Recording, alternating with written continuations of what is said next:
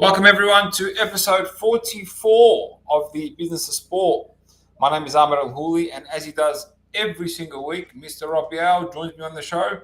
Rob, how you going, buddy? How's things?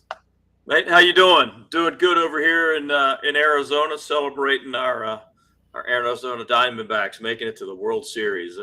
Who had that winning ticket? Wow, very exciting times, and somebody just made a lot of money. Big show today, lots to talk about. As always, we will be getting into the nitties and gritties of many of the latest updates in the world of the business of sport. We start with one of the most talked about case studies, I'd say, or cases in the world of sport is the arrival of Lionel Messi to Inter Miami, to the MLS, to America, the biggest stage on earth. We go back now and we sort of reflect on the year it was for the MLS, on the year it was for Inter Miami, on the year it was for Lionel Messi, and what a year it was. Ups and downs, started like a house on fire, won the first cup in Inter Miami's history, sold out stadiums, record TV numbers, record MLS passes for Apple TV, record-breaking deals. It was all happening, mate. And then, boom, cops an injury, down he goes. Into Miami struggled to get past their 14th place and finish 14th. Now, many say the MLS campaign was a bit of a failure, and many say the Cup campaign was, obviously they won, so that's a huge success. What are your thoughts? Well, first of all, I mean, obviously, we've kind of been on this topic since the moment that he said, "I'm coming to Miami," right? And we've talked about jersey sales and what this means for a league with eyeballs and a new TV deal, and all of the impact, the overall impact of Messi arriving in the U.S., arriving in MLS. I don't think that anyone is going to say it was a failure. The revenue of jersey sales, Apple TV, exceeding its $700,000 goal or 700,000 subscriber goal and getting close to 2 million is massive. That MLS went to the top of the discussion board every time he played during that run to the win of the league championship. Eyeballs, people talking about it. I mean, other players around the world, Griezmann and the like, saying, Soars, starting to wanting to come to the U.S. because they're seeing the success that Lionel was having with his team. Now, I would also say that success doesn't happen if Jordi Alba and SerieABillionPact don't also arrive to Inter Miami to kind of take a team that was dead last or near dead last when they arrived and elevated that club. They elevated that club to win the League Cup championship. They did win their first two MLS games. They moved out of last place. They moved free and clear of dead last. Problem was, to your point, there's the international window popped in there. Messi misses a few games to go play with Argentina. Also, he's coming off a World Cup run, a season with his final season there with PSG, taking some rest, whatever. And, he was exhausted, took some time, and Inter Miami still wasn't structurally sound enough internally to, get the wins without him. Alba gets hurt, Busquets gets hurt, or suffers a few injuries, and the combination of not having him, not having a couple of the other guys, and more importantly, what he did was elevate the play of this league. Because I think at the end of the day, pros are pros. I think they got tired of hearing that Lionel Messi was going to just come into this league and run roughshod right to the title.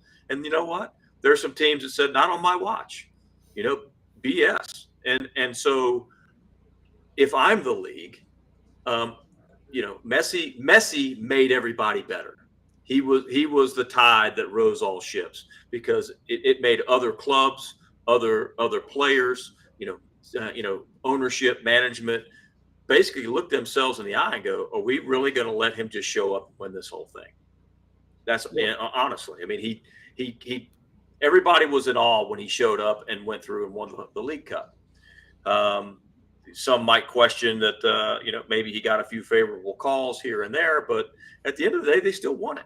I think they probably win the U.S. Open Cup if we play that game a little bit longer. But the fact of the matter is, he only lost 2 games, and those games were at the end when they were basically eliminated. So, one was the U.S. Cup, and then a game that they were already eliminated out of MLS. So I'm not going to look at anything that it was negative. I'm going to look at the overall positives. Messi is going to take some time off here. Not going to go on loan to Barcelona as was rumored. He's going to relax. He's going to enjoy his family. He's going to come back, in February, March next year, an absolute demon. And you'll see this Inter Miami club come out of the gate, firing on all cylinders. Suarez is going to show up. He's got his buddies back. He's got his Barcelona crew from 2015 is now going to be in the starting lineup for Inter Miami, and so I think that's going to be the real team that you see. I think we saw flashes of it this year, and I think it was going to be hard to sustain. But what I think from my standpoint is that you saw the other clubs in MLS basically raise their game and say, this is, we're not going to let this happen. Even if if they were playing that pink jersey, they were motivated beyond just winning a game. They wanted to prove a point. And, ultimately there was way too much ground for them to make up because they had no room for error. And the injuries kind of, weakened the team enough to where when they needed 3 points, they got 1, and then they needed 3 points again, and then they take a loss, and then a couple of those back to back, then the math caught up with them, and it was done. But I am eager as a MLS Pass subscriber, for next season to start, because I think that it will be great theater. I think it'll be a lot of fun to watch. And I think that Inter Miami is going to be a very, very good team, but I think there's going to be some other teams that are going to take it to heart. What everybody thought was going to happen is going to have to be earned. If it makes this league better, I'm going to be excited about it, because I think that'll be good business for all of us that are in the space, that soccer and MLS becomes a much better quality league, and that our domestic players aspire to play in this league to get better, and obviously some of the talent around the world doesn't feel that they have to go to play in front of 600 people in Saudi Arabia just because they're writing them a big check. Does Neymar need to wreck his knee, unfortunately, in playing for his country. But that easily could have happened in Saudi Arabia in the Asian Cup or something. I mean, it's if you're going to play this game at a high level, this market with Copa America and World Cup on the horizon is the platform that I think you want to play as one of the top players if you're not playing in the Premier League. Honestly, I think that this could very well move itself into being, a top 2, top 3 league in the next couple of years with influx of talent, and Messi is the driver of that, because he came while he still had game. Absolutely. Let's look at some of the numbers that happened this year. Inter Miami has the best-selling Adidas soccer jersey in North America, and that's ahead of Manchester United, Real Madrid, Juventus, Bayern Munich, and Arsenal. Crazy. Absolutely crazy. They're all powerhouse clubs. Yep. After in his first 24 hours after switching teams, He has more jerseys sold than any athlete in Fanatics history, which is obviously the merchandise brand. And we know the names that have been through Fanatics. I mean, insane. Um, Adidas received almost 500,000 requests from stores and suppliers for Inter Miami jerseys after Messi announced his decision, like almost instantly. More fans attended Major League Soccer matches in 2003 than ever before. They averaged 22,000 fans a game, and the fan attendance reached a record 10.9 million fans. That's huge for the MLS. Huge. That 22,000 number is amazing because that's the perfect soccer/football audience in small stadiums, soccer-built stadiums. Perfect, good atmosphere, good vibe, beautiful place to be. So I think tick after tick after tick. Other than the usual stats that we usually hear about the MLS pass that he also smashed, he pushed it up closer to 2 million, and all these other social media numbers that he took from a few 100,000 to past 6 million, and then you look at the valuation of the club. When he first got there, he moved up to 600 million. It's probably inched up even more since then. So we're definitely seeing the US market as a home ground, a home base for soccer, for football, from the valuations of the clubs to the lifestyles to the talent that could potentially come there because of those two. Because when you have big valuations, you have resources, you have amazing training centers, you have amazing marketing, branding. It all works together. When that works together, all of a sudden players say, hang on a second, why am I playing in the freezing cold in Europe or in let's say in Europe. Let's say Europe, right? Or the UK. I don't know if that's still considered Europe. Why am I in Liverpool or Luton Town when I could be in Los Angeles or South Beach? Exactly. On the West Coast, on the East Coast, beautiful weather, beautiful vibe, lots to do, never get bored, and live an absolute life of luxury. And it's a no-brainer. So if these things all come together, they develop at the same time, it's 100% going to become a destination for athletes, for talent, and the TV market, the media market is going to drive all this, because how do we know that America has the biggest media market in the world? Hands down. The NFL's shown that through its domestic league, not international, through its domestic league, has bigger TV rights than all the major football leagues around the world. Actually, more than all the leagues around the world. Yeah.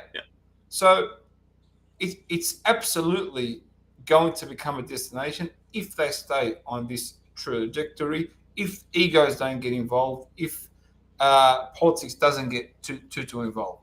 But the good thing is, Apple's the broadcaster. Apple's got tons of money, tons of resources, tons of technology, and they got 1 billion people at their hands within a push of a button at all times. So the future is really bright, and I think that we're going to see a huge transition to the US market moving forward.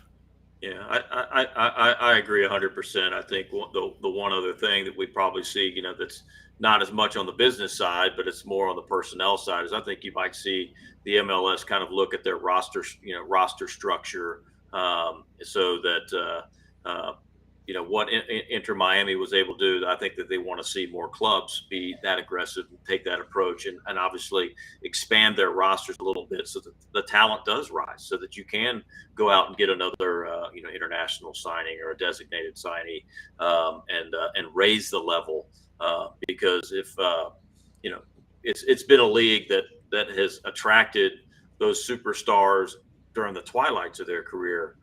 The goal now is to attract them during their prime years.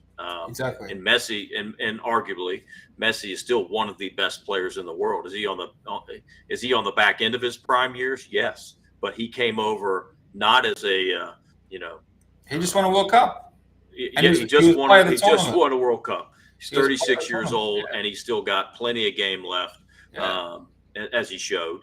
And if you get, a Griezmann, you get, a level of that player They will to come. even, to start looking at coming over here. And obviously we're seeing players from South America and Mexico, preferring to move up to MLS than to go over and play in the Premier League. Well, A lot of it's that, just around the corner. It's yeah, literally around the it's corner. around the corner, and the league with these numbers and these new revenues can be more competitive in the transfer market than they have been in the past. And so, that again is just going to raise the talent level, and I would love to be able to see some of the matches that we would wake up at 2 a.m. in the morning to watch, in a Bundesliga match or a Premier League match on a Sunday morning, and actually be able to watch that on a Thursday night MLS broadcast would be kind of cool. For sure, for sure. Which is a perfect segue into our next conversation. Italy's Serie A has completed a 5-year pact with the Zona Sky Italia worth 4.8 billion. This deal is great, financial lifeline, huge change across international soccer, impacting the Serie A league. Beautiful. Now, one step further. AC Milan hits its $400 million in revenue, making the club profitable for the first time in 17 years. Under new American ownership. American owners came in, started this whole arm called the AC Milan media arm, and really took it to a whole new level on all fronts, cleaned up the club. Now, its rivals, Inter Milan, Juventus, are still losing money. And Juventus is in the top 5 clubs in the world. Their social media channels have 50, 60 million on each, right? They're huge. Why are they losing money, right?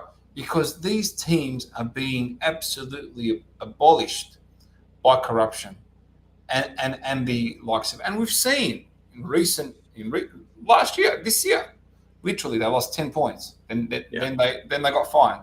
Then this and the same thing is happening over and over again. Now, the American owners come into AC Milan, all of a sudden AC Milan's making a profit. And it's hitting ridiculous amount of revenue. I guarantee you the other two won't be making a profit anytime soon. And imagine now the valuation when you're turning over $400 million in revenue. So again, the American influence in football now is international. And then we look at Chelsea, and then we look at other Premier League teams, and then we look at how this media deal for an established football market, soccer market, right, over 5 years is 4.8 billion, and Italy is one of the homes of soccer. It's considered it's an old established soccer market. This could potentially become the annual deal in the MLS, literally annually. That's how big. That's how much potential there is here. There's a reason why FIFA's opening up offices in Miami and bringing over hundreds of staff, because they know that's where the growth is. That's where their next money grab is for FIFA. They've milked the Middle East, and they'll milk Saudi Arabia in 2030. And now with the Americans, it's a different ballgame. Things have to be done a bit more above board. So again, this continues the conversation of where everything is leading towards America becoming the destination of football. Well, I think look, you're spot on. We talk about AC Milan, American ownership, signing of 3 American national team players.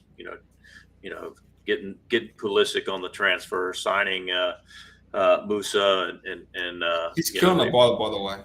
Pulisic is killing it. Yeah, he's in a place where a coach, a manager, loves him, knows how to use him, and is in a system that fits him. And and look, London to Milan. I mean, that's upgrade in my book. Just and at the end of the day, he's playing free. I just think he just doesn't have the pressure on him. The expectations are realistic, and he's just playing the game and enjoying it. And so, it's a great thing to see. to your point, I think, FIFA obviously moving staff over here in preparation for the next two tournaments that are here with Copa America and World Cup. I honestly think that if MLS continues to trend the way that it is, you might see a Champions League berth for an MLS champion. An MLS top four getting into the Champion League to kind of create that global market, because right now we don't get to play in those reindeer games. But if we start getting the talent from Europe that's ending up over here and playing in our league and playing at the level that a Champions League would be somewhat watered down without a Lionel Messi or a Griezmann, or name some of the other, I don't think that we'll get Mbappe over here, but you imagine if he wakes up and goes, it's a pretty good gig going on over there, and maybe I can go play in Toronto or Montreal or something, and comes over to an MLS club, a French speaking club, and can have some success. Who knows? And so if I'm FIFA, I want to be right here. To kind of get around that system, or maybe I create my own. I mean, I start looking at really the lot of the tournaments that we've talked about. The creation of the League Cup. Obviously, they've got the Liga MX MLS Champions League kind of matches going on. I mean, there's a lot of potential, especially with the attention that is coming on that sport, because it's now being played on our TVs during normal business hours, if you will. And some of the top players in the world are now playing here, and recognizable names, and just the level of play is going up. So, it's a perfect storm. The zone, which we kind of chuckle that, 3 years ago they were bankrupt because all of a sudden all the events that they were having were no longer, and they have been a great rise from the ashes story to where they're back in boxing, back in the media rights acquisition business. NFL. So, NFL overseas. So they have repositioned themselves as a fantastic player in the media rights space, and numbers like that for Serie A can only bode well for the next contract for an MLS, and frankly for for a Premier League, that if you do it right, and if you're putting in top product, that there's going to be that streaming space. I would imagine that an Amazon and Apple start making runs at some of the Premier Leagues as well, or premium leagues in Europe. For sure. It'll again, certainly one to watch, and I think all sport, in general, we're watching, ESPN having to make some decisions, as it relates to some of their upcoming rights. So these streaming platforms are becoming incredibly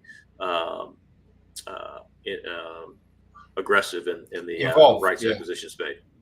Yeah, for sure.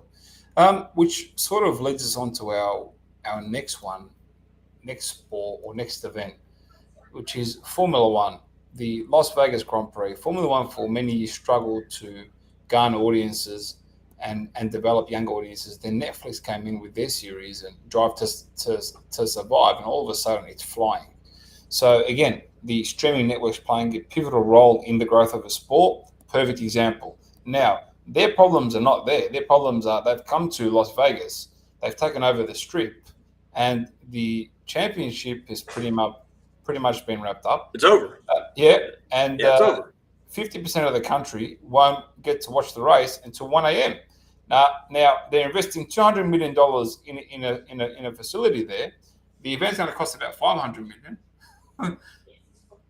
It's really come at about time, I think. And there's lots of complaints locally from the other hotels on the strip. You were there recently. Tell us more.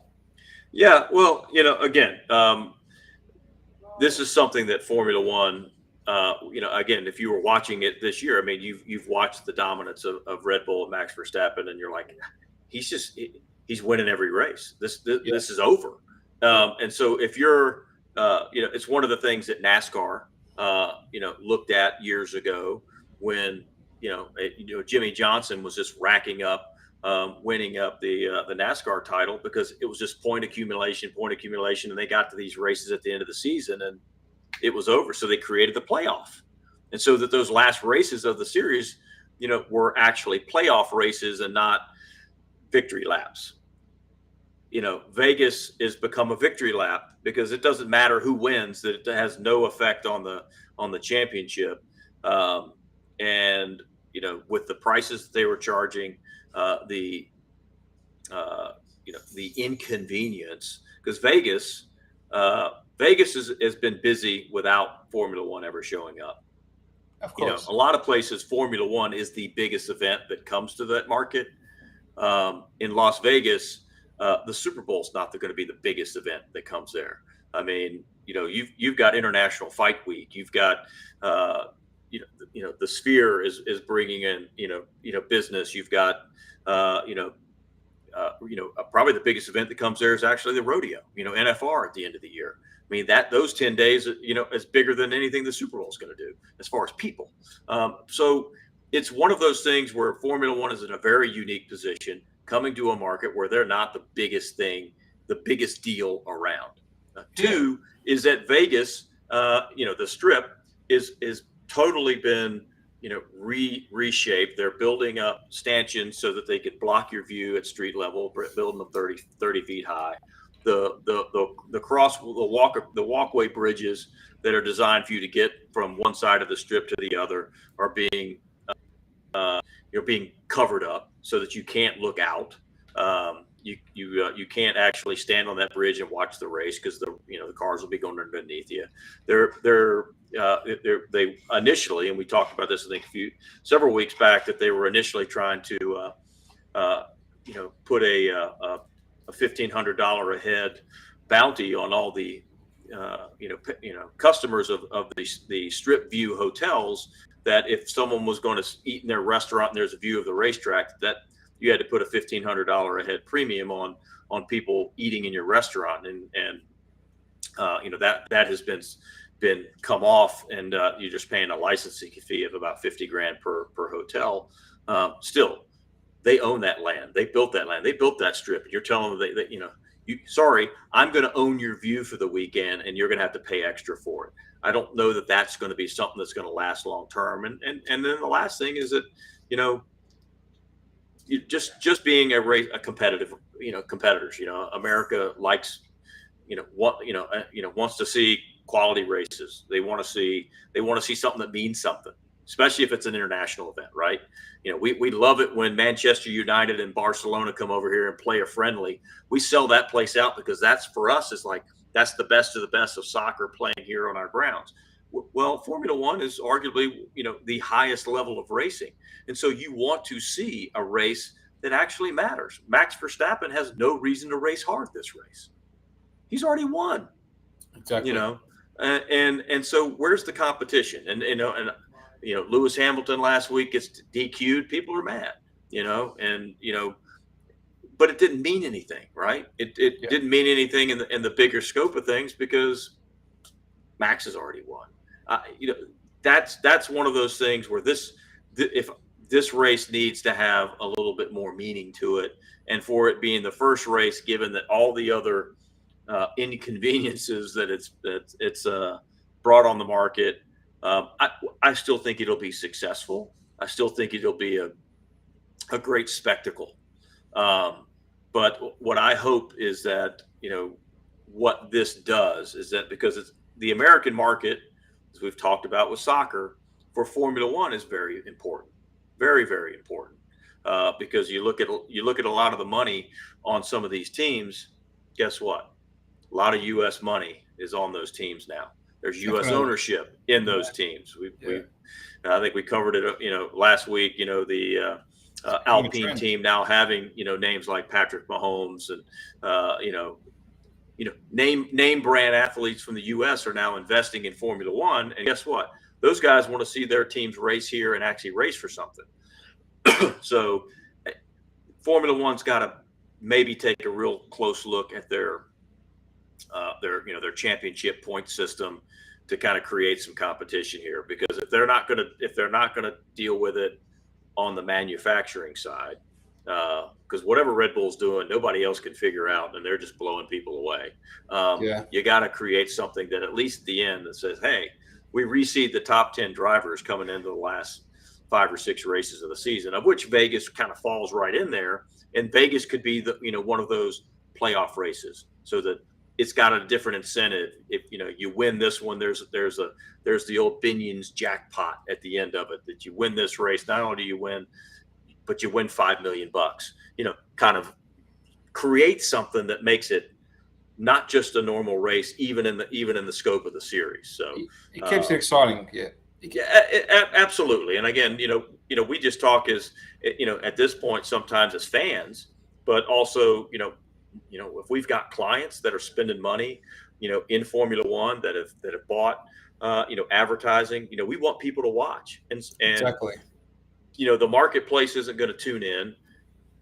Half of our market's going to be asleep when this race goes off. Yeah, for sure. And as look, I live on the West Coast. Hey, I love Monday Night Football at 5 o'clock because I can be done at 8 o'clock and get on with the rest of my evening. But this is a race that's going to take place. They want it at nighttime on the Strip. That's great. That's wonderful. Problem is, you take off at midnight, East Coast time, and that's New York's doing something else. It's especially in November. Disaster. Yeah. Especially in November, which we're watching football.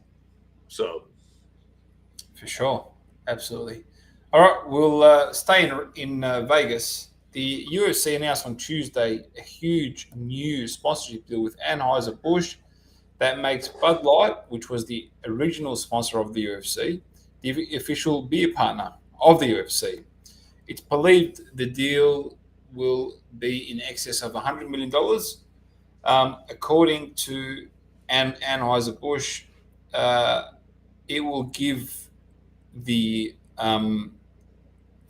beer brand, Bud Light, exposure to over 700 million fans in 170 countries. Wow.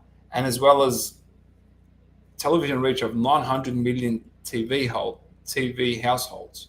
Ridiculous numbers. If you think of the scale of what the UFC has become from that dingy little cage many years ago in 2002, when people were just doing whatever they want, to a brand that has 700 million fans worldwide, 170 countries, 900 million TV households. That's absolutely bonkers.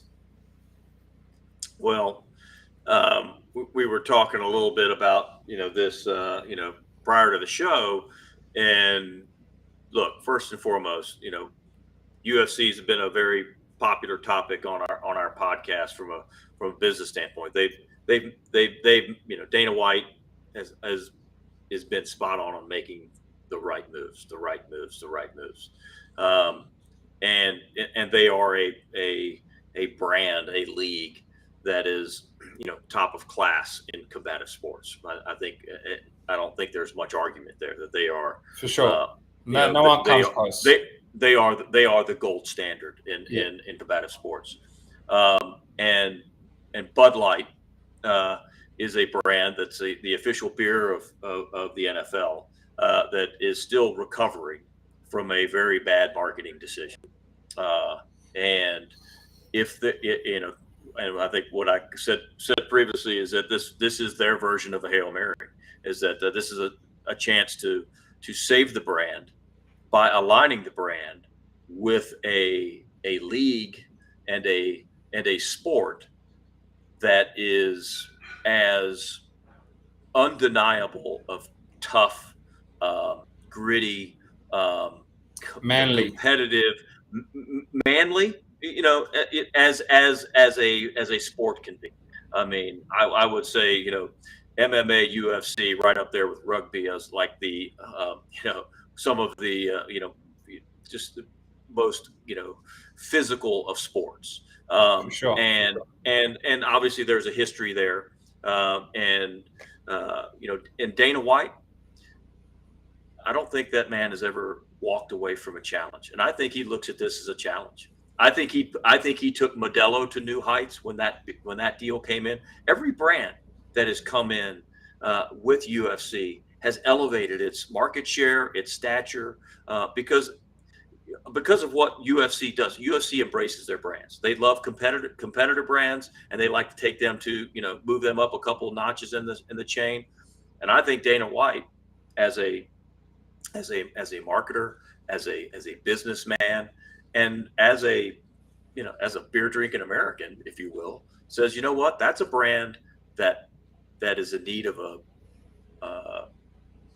help, and I believe I can help them. And I believe, and oh, by the way, they're going to pay me $100 million for me to help them. I'm motivated to do that. I'm a competitor. I think I can make Bud Light relevant again. Well, also, Rob, it comes down to understanding your audience. Who is your audience, right? Yeah, And it's not about just taking money from companies and putting them there and forcing it down your audience's throat. No, it's about understanding your audience and bringing in the brands that are going to add value to your audience's day to day, right? And yeah, something meaningful. And yeah, and that's where a lot of leagues, clubs, organizations go wrong because they just take the money. Like the biggest one was the crypto one, FTX, right? So many yeah, people took the money, and the audience doesn't know a thing about crypto, nor yeah, did they give a crap about crypto. And that's why it all went downhill because there wasn't the acquisition value that there should be. So yeah. what Their core customer had no idea how to use it or how to exactly. value it. Exactly. So that's why the UFC has been so successful in obtaining these brands and then taking them to the next level and helping them really grow globally. Because now the UFC, if you're a brand that wants to go global, you know exactly where to go, to the UFC. They'll take you to markets all around the world, literally, and then enjoy servicing those markets, right? Absolutely, and I think you're going to see when Dana White does his post fight press conferences. I think you're going to see a Bud Light on the podium. I think he's going to pour a Bud Light every day and go, man, that was a great fight. Let me enjoy my Bud Light. And he's going to drink it, and look you right in the eye, and go, that's right, I'm drinking a Bud Light. He's pretty healthy at the moment, so he'll be Yeah, breaking a few rules. yeah, yeah. So, but again, the goal, is that I think from a brand standpoint, they are looking to reconnect with a core customer that they For sure. feel the UFC delivers For and sure. has had a tremendous success in building a brand because they've had that experience before previously, and they are in a situation because of decisions to this is a move that you know makes sense, and I think UFC is in a pretty solid place to where obviously the money makes a lot of sense, but to your point, I mean, like it or not, Anheuser-Busch is a true red, white, American and brand, blue American brand, for sure. and that's a blue chip partner, and that's good for UFC. It's good for their investors, and I think you'll see. Look, I honestly, I hope that it's successful. I hope that it works. I hope that maybe people wake up and go, okay, we're done crushing the can here They've learned their over lesson. a decision. Yeah, they've Let's learned move their on. lesson. Yeah, yeah, yeah. Yeah, they've learned their lesson, and they're getting back. They're getting back to basics. One marketing decision can destroy a company. Another one can re-emerge it to the top. And I firmly believe this is the one that can re-emerge it back to the top. We're staying in Vegas. The Sphere.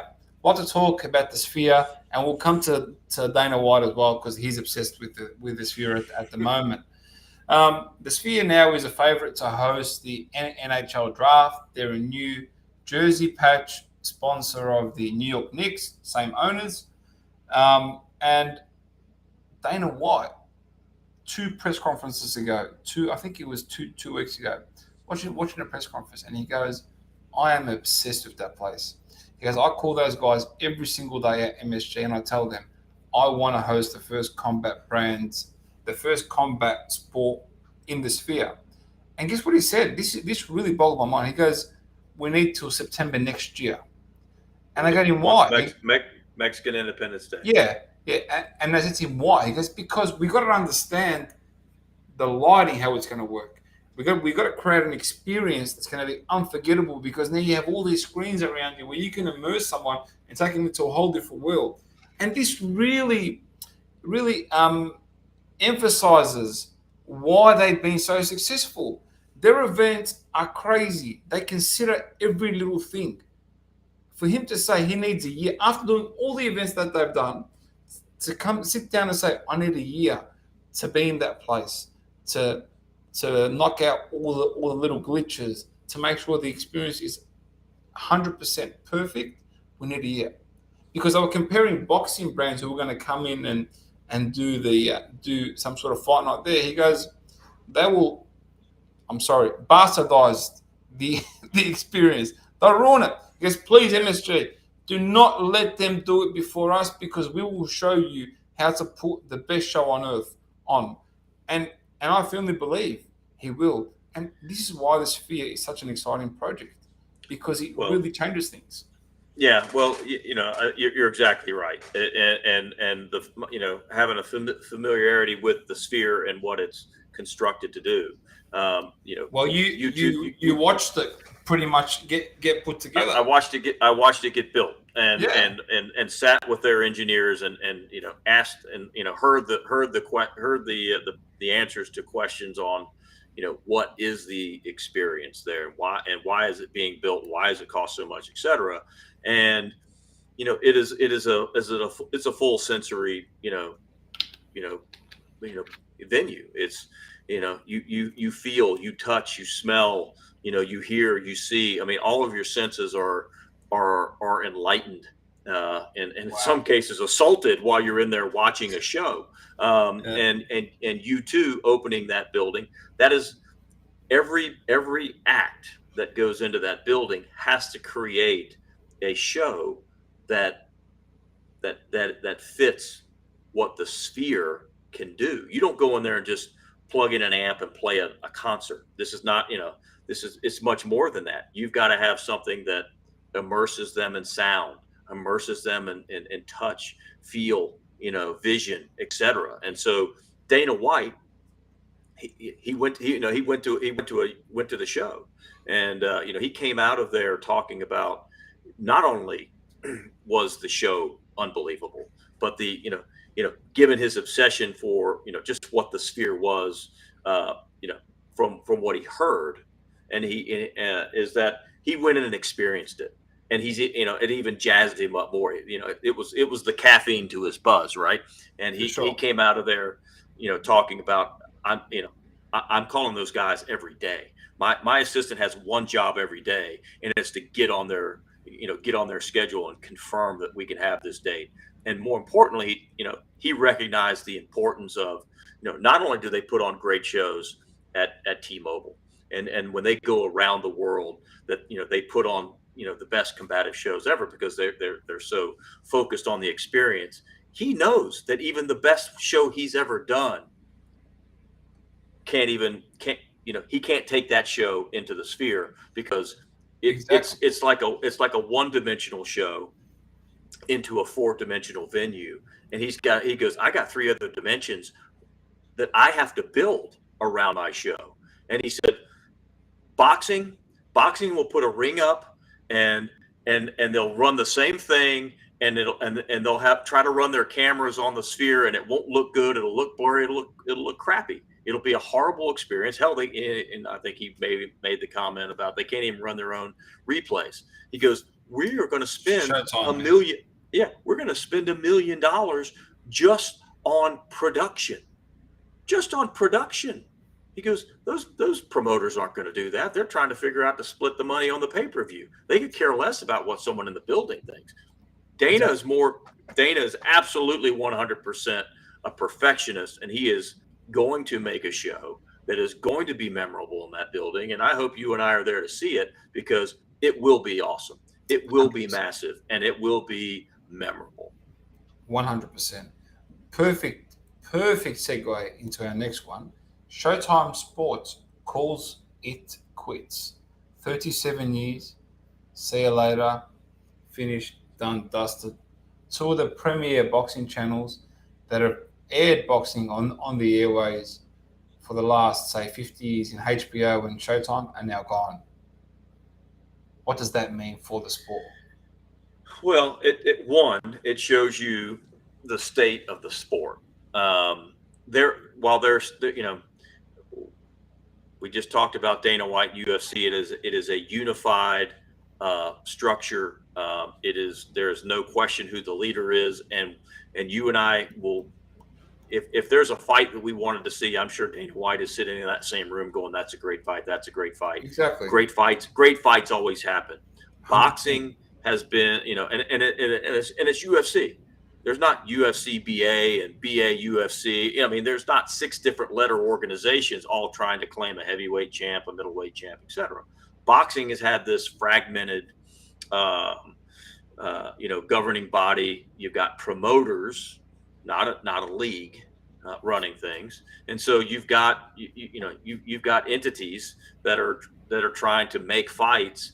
But, they don't want their fighter to lose, so they're not going to fight the other guy's best fighter, because even though that would make a lot of money in a pay-per-view fight, well, someone's going to lose, and now that fight's not going to be, in their mind, 100%. not going to be as valuable anymore. Or, and at the end of the day, the Showtimes and the HBOs of the world, there aren't the fighters that used to be out there. There's not, we talk about Hagler, Hearns, Duran, and those trilogy of fights. Mike Tyson, coming out and just knocking guys out in the first round. We've got heavyweight champions that are now fighting former MMA fighters, and that's the fight we're all waiting for. When we've got heavyweight champs kind of avoiding each other. We got top fighters saying that no one will take we got Deontay Wilder saying that no one will take a $4 million, purse to fight him. I've got a fighter, Michael Hunter, will fight him right now for $4 million and might beat him, but they don't want that fight. Boxing is at a crossroads, and they're at a crossroads from a competitive standpoint, from what the fan wants to see. And that crossroads is getting accelerated by 2 of the major players, dropping, are now out of the business, out of the television business. So who's going to be their pay-per-view partner? We talked about it earlier, some of these streaming components, but I think they're going to be much more shrewd when it comes to this. And so unless they're getting, Mayweather Pacquiao prime, as a fight, then they're not going to take a Ryan Garcia kind of made up fight against some comeback fighter kind of thing. I think we as consumers are smart enough now to where we want to see the best fights. I want to see Tyson Fury fight a professional boxer. I want to see Nick. I want to see him fight AJ. I want to see him fight Wilder again. I want to. Those are the fights I want to see. I don't need to see a YouTuber fighting a boxer. And when it comes down to the scorecards, then the boxer lost, in my book. If the boxer can't beat a YouTuber, then you're not a pro boxer. You lose the fight. If you don't knock him out, you don't win. It just puts the sport in a really, really bad place. I mean, I put this, what we're seeing now, we've lost a generation worth of talent. From the Mayweather days to now, that mentality of protecting your record and not taking the risks and being in those big fights, we lost a generation of talent to UFC, to MMA. Yeah. So that's going to take some time to build back up, and you need somebody to come back and have that mentality of building a boxing league, getting away from these sanctioning bodies who are destroying the sport. Because there's so much segmentation, and the pie is only getting smaller and smaller and smaller. So eventually, it's just going to eventually get too small, and we're going to hit rock bottom. These cable networks are gone.